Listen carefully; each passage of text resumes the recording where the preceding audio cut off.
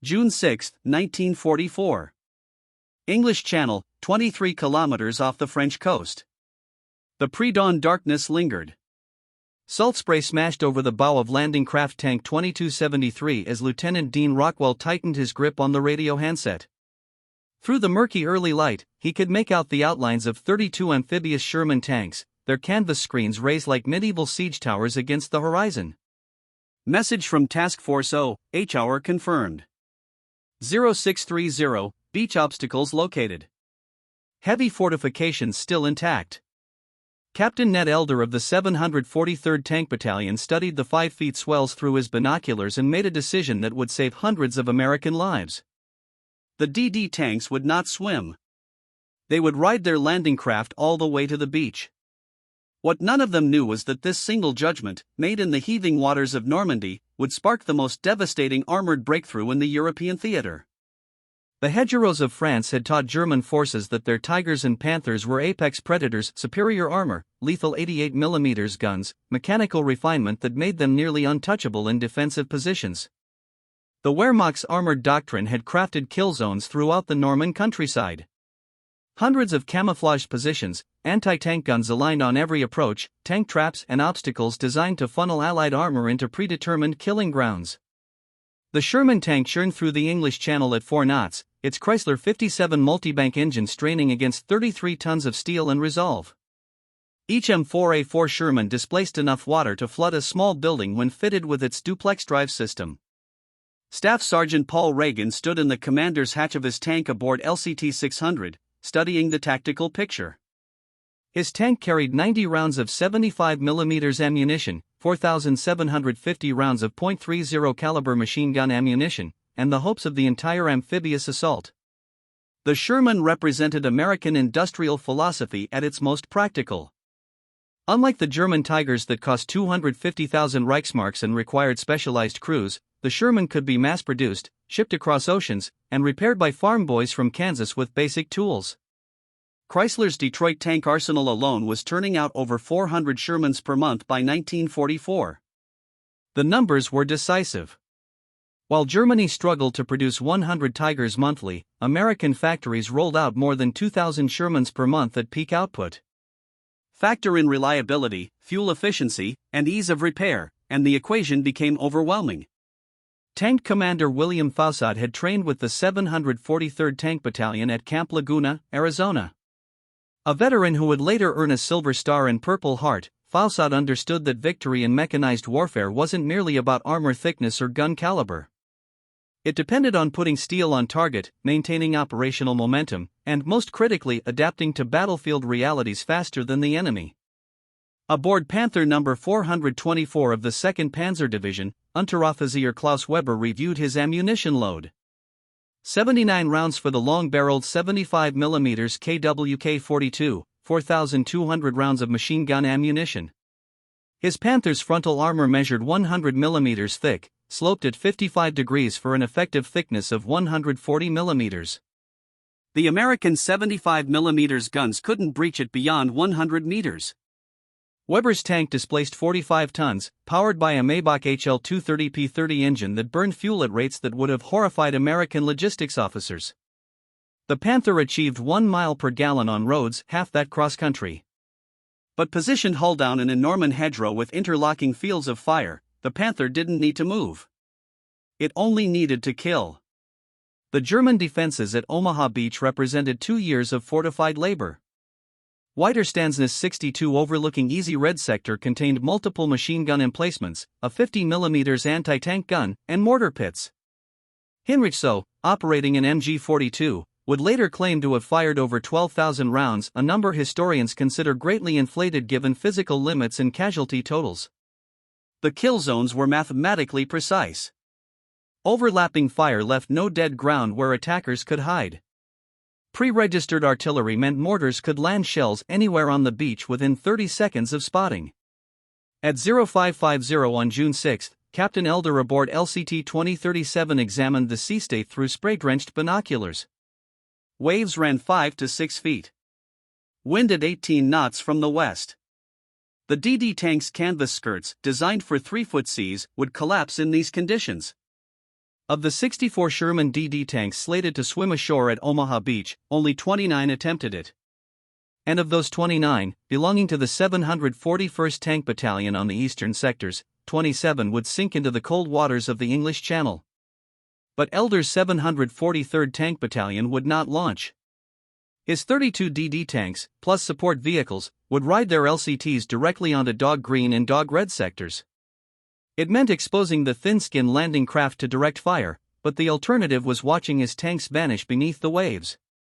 The mathematics of the decision were blunt: risk the landing craft and their naval crews, or lose the tanks and their army crews before firing a shot.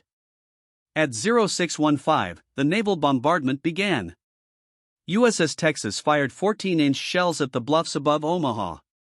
USS Arkansas added 12-inch rounds. Smaller destroyers crept within 1,000 yards of the beach, firing directly at visible defenses. The bombardment was supposed to last 40 minutes, leveling German positions before the first wave landed. In reality, most shells overshot. Low clouds forced the heavy bombers to release late, their bombs dropping harmlessly into fields behind the beach. Of 446 B-24 Liberators that struck Omaha, not a single bomb hit the beach itself. The Sherman's first combat action at Omaha came at 0629, 1 minute before H-hour. Company A, 743rd Tank Battalion, fitted with deep wading equipment, rolled directly off their LCTs into 4 T of water. These tanks had been waterproofed with special kits, their exhausts extended with improvised stacks that allowed them to wade through 6 feet of water. The first tanks hit the beach with tracks grinding against the shingle as 75mm guns swung toward the bluffs. The initial German response was devastating. An 88mm anti-tank gun in WN-61 fired 8 rounds in 90 seconds. 3 Shermans exploded, their 75mm ammunition cooking off in spectacular fireballs that could be seen from the naval vessels offshore. Machine gun fire sparked off tank hulls like hellish rain. Mortars walked their way across the beach, bracketing tanks with methodical precision. But the Shermans kept coming. By 0700, 40 tanks were on Omaha Beach. Some were already burning. Others threw tracks on the obstacles or bogged in the shingle. But those still operational began engaging German positions with direct fire. The psychological impact was immediate. German infantry trained to expect an infantry assault found themselves facing armor that could absorb machine gun fire and respond with high explosive shells. Technical Sergeant John Ducoin of the 743rd Tank Battalion had landed in the second wave at 0640. His tank immediately took 2 hits from a 50mm anti-tank gun. Both rounds penetrating the hull, but missing critical components. Ducoin's driver, Private First Class Howard Froberg, drove directly at the German position while the gunner pumped 5 rounds of high explosive into the fortification. The anti-tank gun fell silent. This became the pattern. Individual tank commanders, unable to communicate by radio, saltwater had destroyed most sets, fought private wars against specific German positions. A Sherman would absorb multiple hits from smaller caliber weapons while methodically destroying machine gun nests with its 75mm gun and bow-mounted 30 caliber machine gun. The bow gunner position, unique to American tanks, proved invaluable for suppressing German infantry, while the main gun engaged hardened positions. By 0730, the crisis at Omaha Beach was evident to naval observers. General Omar Bradley, watching from USS Augusta, considered diverting follow-up waves to Utah Beach. The 16th Infantry Regiment had taken catastrophic casualties.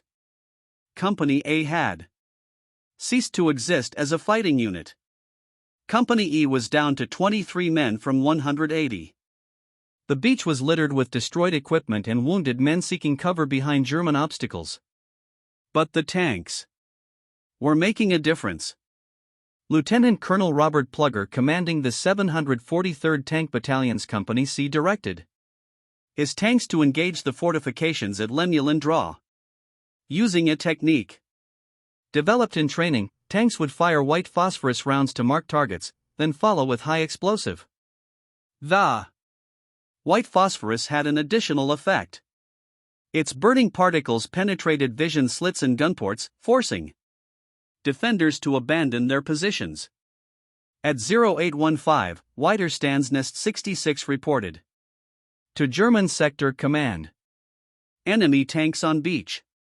Infantry decimated but tanks advancing. Request immediate anti-tank support. The response was sobering. No mobile reserves were available.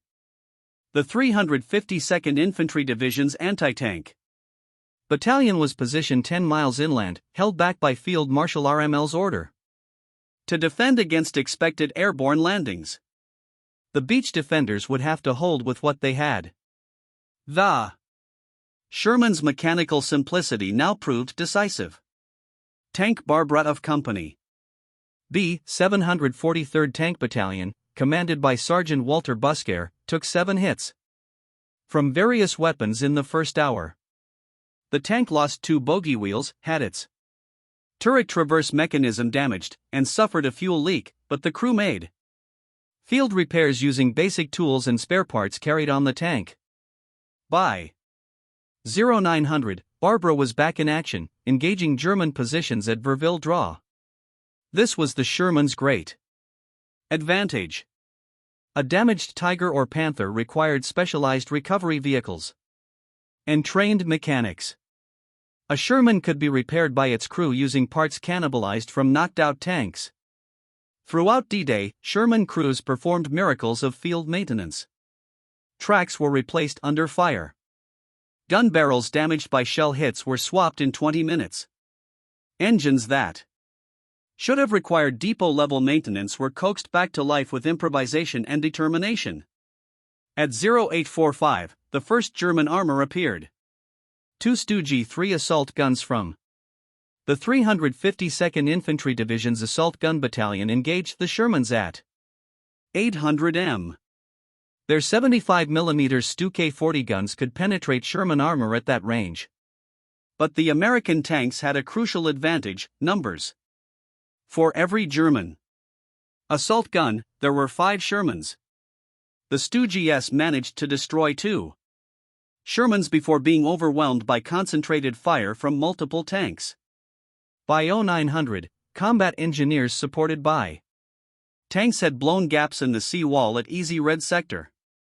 Shermans began moving off the beach, engaging German positions from the flank. This was the breakthrough moment. German defensive doctrine depended on keeping attackers pinned on the beach. Once armor penetrated inland, the entire defensive system began to unravel. Private First Class Charles Lombardo of the 741st Tank Battalion had survived the swim to shore in one of only 2 DD tanks that made it. His tank, waterlogged and barely functional, managed to engage and destroy a concrete bunker at 100 meters with 5 rounds of armor-piercing ammunition followed by high explosive. The bunker had been holding up the advance of an entire infantry company. With its destruction, 150 infantrymen were able to move off the beach. The German response to the armored breakthrough followed established doctrine. Panzerfaust teams were deployed to establish close-range ambushes. The Panzerfaust, a single-shot anti-tank weapon, could penetrate 200 mm of armor at 30 m. In the Boage country behind Omaha Beach, every hedgerow could conceal a panzer team.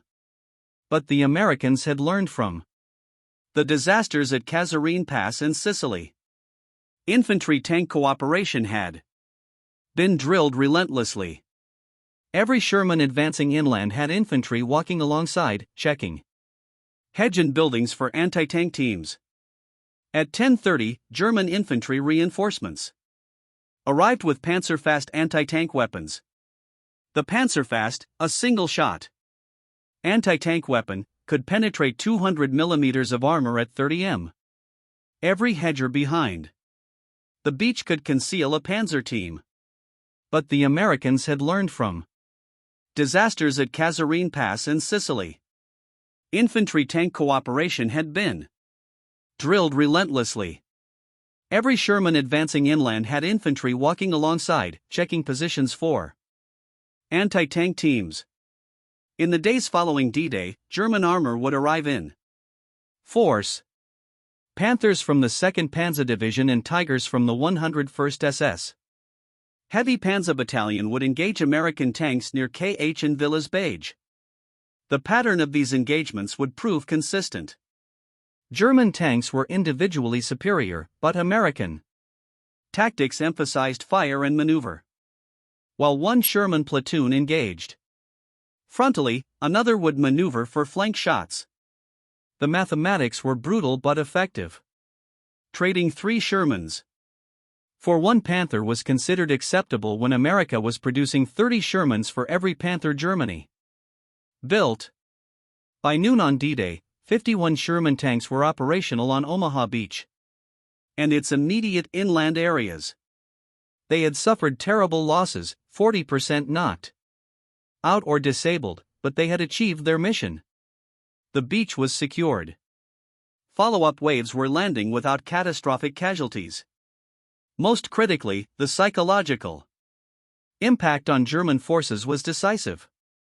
The myth of impregnable Atlantic Wall defenses had been shattered. At German 352nd Infantry Division headquarters, General Dietrich Chry received fragmentary reports throughout the morning. American tanks overwhelming. Beach defenses. Whiter stands Nestonic fallen. Enemy armor advancing on Colville. By 1300, Christ understood that Omaha Beach was lost. Without armor reserves to counter the American tanks, his infantry could only conduct a fighting withdrawal. The Sherman's impact extended beyond direct combat. Their presence allowed engineers to clear obstacles without being massacred by machine gun fire. Their 75mm guns could engage fortifications that naval gunfire couldn't reach. Most importantly, their psychological effect on American infantry was transformative. Soldiers who had been paralyzed on the beach began advancing once they saw tanks moving forward. Technical innovations implemented for D-Day proved their worth. The deep wading equipment developed in secrecy and tested in Scotland allowed tanks to land in deeper water and avoid the worst obstacle belts. Waterproofed ammunition storage prevented catastrophic explosions when tanks were hit. Most importantly, the addition of armored telephones on tank rear decks allowed infantry to communicate with tank crews, despite the loss of radios. By 1400 on D-Day, American tanks were pushing inland toward their D-Day objectives. The advance was slower than planned. Hedge that looked like simple field boundaries on aerial photos proved to be formidable obstacles. These ancient urn walls, some dating to Roman times, were 3 to 4 feet thick at the base, topped with dense hedge, and fronted by drainage ditches. Tanks attempting to climb over exposed their thin belly armor to anti-tank fire, but American ingenuity was already at work. Sergeant Curtis Cullen of the 102nd Cavalry Reconnaissance Squadron had noticed that German beach obstacles, steel hedgehogs designed to rip landing craft hulls, could be cut up and welded to tank bows as hedge cutting devices. Within hours of landing, maintenance crews were modifying tanks with these improvised hedge cutters. A soldier from Tennessee named Roberts had suggested the idea. Why don't we get some saw teeth and put them on the front of the tank and cut through these hedges? Cullen had recognized the brilliance in this simple observation. The German High Command's response to the Normandy landings was hampered by confusion and Hitler's personal intervention. The Führer, convinced that Normandy was a feint and the real invasion would come at Pas Calalla, refused to release the Strategic Armor Reserve. The 2nd SS Panzer Division, 130 miles from Normandy, wasn't released until late afternoon. By the time they arrived, American armor had established blocking positions on all major approaches to the beachhead. At 1,600 hours on D-Day, Company B 743rd Tank Battalion encountered its first Tiger I near Formie. The Tiger from the 101st SS Heavy Panzer Battalion had been dispatched from its position near Kuntu. Halt the American advance. Tank Commander SS Unterführer Wilhelm Müller was a veteran of Kursk, where his Tiger had destroyed 19 Soviet T-34s. His 88mm gun could penetrate a Sherman at 2000 m. The engagement demonstrated the tactical evolution American tankers had undergone. Instead of engaging the Tiger, Hedin, the Sherman platoon leader, Lieutenant James Johnson, ordered smoke rounds fired to obscure the Tiger's vision. While one Sherman maintained suppressing fire, 3 others maneuvered through a small orchard. The Tiger, focused on the lone Sherman firing at its frontal armor, didn't notice the flanking movement until too late. At 200 m, Sherman gunners put 5 rounds into the Tiger's engine compartment. The massive tank shuddered to a halt, smoke pouring from its rear deck. Müller's crew abandoned their burning Tiger, but the psychological impact rippled through German forces. If Tigers could be destroyed by Shermans, what chance did infantry have? Reports reaching German command painted an increasingly dire picture: enemy tank strength overwhelming, multiple Tiger and Panther losses, infantry retreating from armored spearheads. The reality was more nuanced. For every successful flanking attack, Shermans paid a heavy price in frontal engagements. But American doctrine accepted these losses. The Sherman was designed to be good enough, not perfect. It could be transported by standard Liberty ships, 2 Shermans in the space required for 1 Tiger. It could be maintained by conscript mechanics with 3 months of training. Most importantly, it could be produced in numbers that made losses acceptable. By 1800 on D-Day, the 743rd and 741st Tank battalions had established a continuous line inland from Omaha Beach. They had lost 48 tanks destroyed or disabled, with 45 crew killed and 60 wounded. But they had put 58 operational tanks ashore and broken the Atlantic wall. German casualties were harder to quantify, but included multiple fortified positions destroyed, 3 assault guns knocked out, 1 Tiger and 3 Panthers destroyed, and hundreds of infantry casualties. The technological lessons were immediately apparent. The Sherman's 75mm gun, while unable to penetrate heavy German armor frontally, was devastatingly effective against fortifications and infantry. The tank's reliability under combat conditions exceeded expectations. Despite saltwater immersion, beach obstacles, and intense combat, 70% of Shermans that made it ashore were still operational at day's end. In contrast, of 6 Tiger IIs deployed to Normandy in July, 5 would break down before reaching combat. On the night of June 6 to 7, American maintenance crews worked through the darkness. Using acetylene torches to cut up German beach obstacles, they welded crude but effective hedge cutters to Sherman bows. By dawn on June 7, 15 tanks had been modified. Within a week, 60% of American tanks in Normandy would carry these Rhino devices, named because the prongs resembled rhinoceros horns. The German 352nd Infantry Division's war diary for June 7 recorded, enemy tank attacks supported by massive artillery have made defensive positions untenable. Withdrawal to 2nd Defensive Line authorized. This represented a fundamental shift in German defensive doctrine. The Atlantic Wall hadn't just been breached. It had been rendered obsolete by American armor. Lieutenant General Omar Bradley, commander of 1st Army, would later write, "The tanks saved Omaha Beach. Without them, we would have been thrown back into the sea." This wasn't hyperbole. The 29 infantry companies that assaulted Omaha Beach suffered 50% casualties, but the two tank battalions, despite heavy losses, maintained offensive capability throughout the day.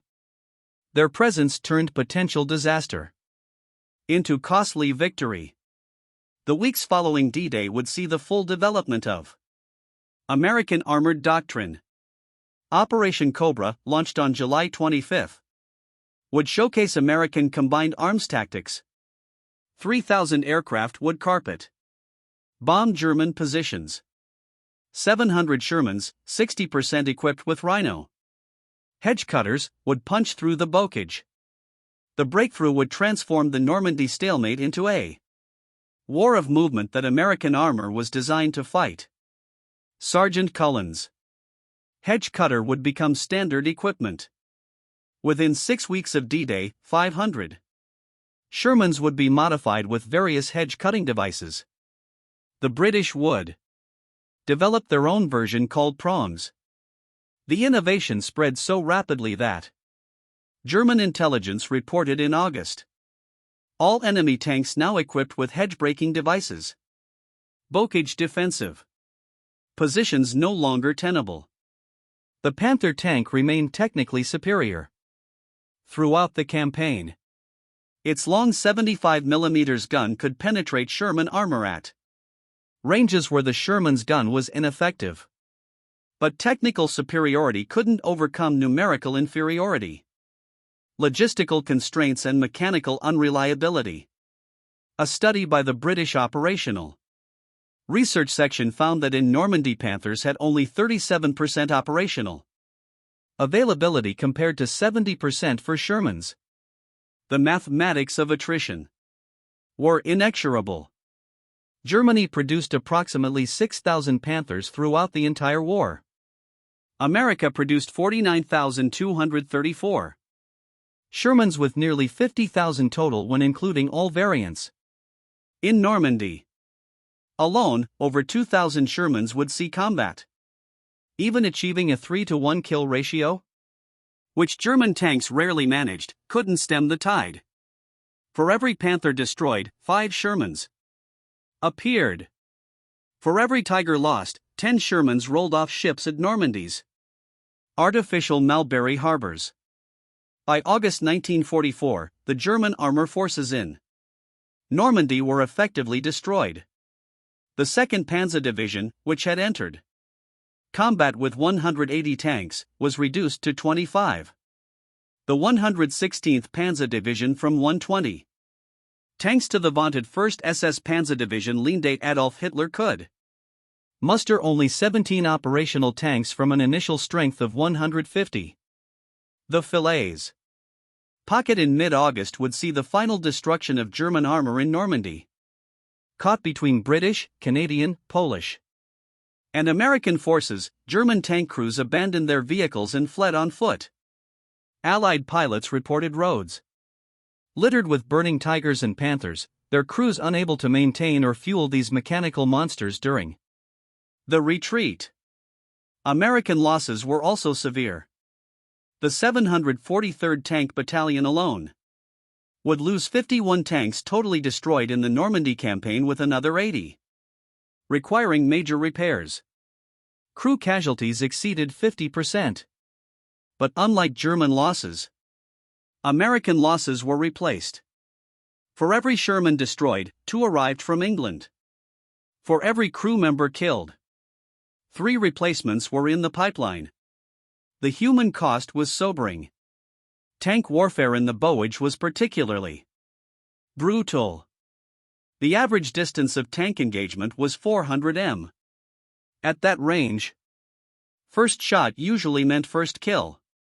Tank crews developed a fatalistic humor. The Sherman lights first time every time, they would joke, referencing Ronson lighter advertisements. But they also knew that their sacrifice was enabling victory. Private First Class Wayne Robinson of Company B, 743rd Tank Battalion, would later write about his tank Barbara. She wasn't the best tank in the world. The Germans had better, but she was there when we needed her. She took us through hell and got us home. That's all you can ask of a tank or a friend. The technological evolution continued. Throughout the campaign, the British Sherman Firefly, mounting a 17-pound gun, capable of penetrating Tiger armor at 1000 m, began arriving in significant numbers. By August, 1 in 4 British Shermans was a Firefly. American units received 76 mm armed Shermans starting in July, giving them improved anti-tank capability, though still inferior to German guns. But the greatest innovation remained tactical, not technical. American armor doctrine emphasized combined arms, mobility, and mass. Tanks didn't operate alone, but as part of integrated teams, including infantry, artillery, engineers, and air support. This systematic approach to warfare proved more decisive than any individual weapon system. German tank commander Otto Arius, who destroyed 150 enemy tanks on the Eastern Front, would later write, "The Americans understood something we didn't. War isn't about having the best tank. It's about having enough good tanks, fuel to run them, parts to fix them, and men trained to use them. We had the best tanks. They had everything else." Statistical analysis after the war revealed the true story of tank combat in Normandy. The average Sherman in combat was hit 1.2 times. Of those hit, 60% were knocked out permanently. 20% were reparable in the field and 20% required depot-level maintenance. Crew survival rates were surprisingly high. 75% of Sherman crew members survived their tank being knocked out. This was partly due to the Sherman's large hatches and partly due to American emphasis on crew escape training. German tanks showed different patterns. Panthers hit averaged 2.3 penetrations before destruction, suggesting they could absorb more damage. But once hit, 80% were permanent losses due to inability to recover and repair vehicles during retreat. Tiger crews had only 45% survival rates when their tanks were destroyed, mainly due to ammunition fires and smaller escape hatches. The Normandy campaign transformed American armored warfare. Lessons learned in the bocage would be applied across Europe. Hedge cutters evolved into dozer blades. Tank infantry phones became standard equipment. Most importantly, the mythology of German armored superiority was shattered. American tankers learned they could defeat Tigers and Panthers through superior tactics and teamwork. By late August 1944, as Allied forces broke out across France, the strategic impact was clear. Germany had lost not just a battle, but the capacity to conduct mobile warfare in the West. The cream of the Panzer forces lay burned out in Norman fields. Experienced crews who had survived Russia were dead or captured. The training schools in Germany couldn't replace such losses. The Sherman tank would continue to be criticized by historians focused on technical specifications. Its armor was thinner than German tanks. Its gun was less powerful. Its gasoline engine was more flammable than diesel alternatives. All these criticisms were valid in isolation. But war isn't fought in isolation. The Sherman was part of a system, industrial, logistical, and tactical, that proved superior to German alternatives. Admiral Sir Bertram Ramsay, Allied naval commander for D-Day, would later observe, the success at Normandy wasn't due to any single weapon or tactic. It was the culmination of Allied industrial might, logistical superiority, and tactical adaptation. The Sherman tank embodied all these qualities. Not perfect, but perfectly adequate for the task at hand.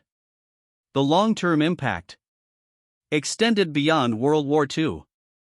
The Sherman's success validated American military doctrine, emphasizing production quantity, mechanical reliability, and tactical flexibility over technical perfection. This philosophy would influence American tank design through the Cold War. The M48 pattern M60 and even early versions of the M1 Abrams emphasized these same qualities. German military theorist Heinz Derian, father of Blitzkrieg, would write in his memoirs, "We made the perfect tank.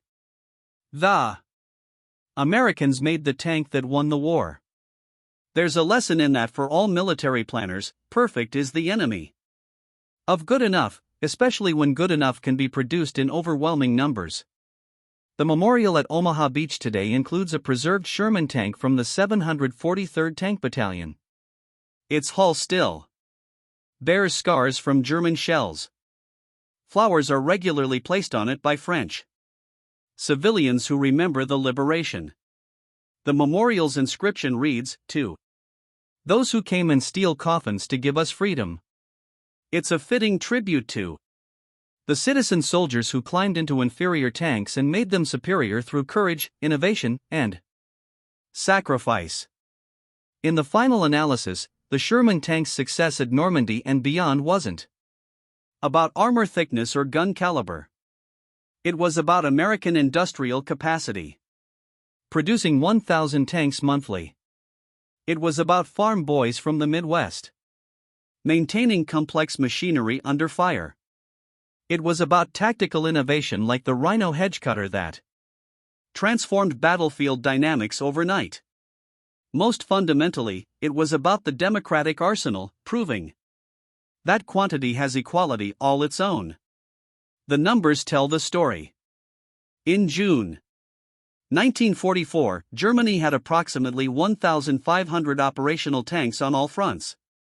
America alone produced 2,000 Shermans that month. By August, Allied forces in Northwest Europe fielded 4,000 tanks. German forces had fewer than 500. The calculus of modern industrial warfare had rendered tactical superiority largely irrelevant. The Tiger might prevail in individual engagements, but the Sherman had already secured the war. Field Marshal Owen RML, who had advocated positioning panzer reserves near the beaches, was proven correct in his judgment. In his papers, discovered after his forced suicide in October 1944, he had written, "The Americans will arrive with thousands of tanks, not superior to ours, but thousands. We cannot stop thousands. The war is lost when the first American tank rolls off the beach."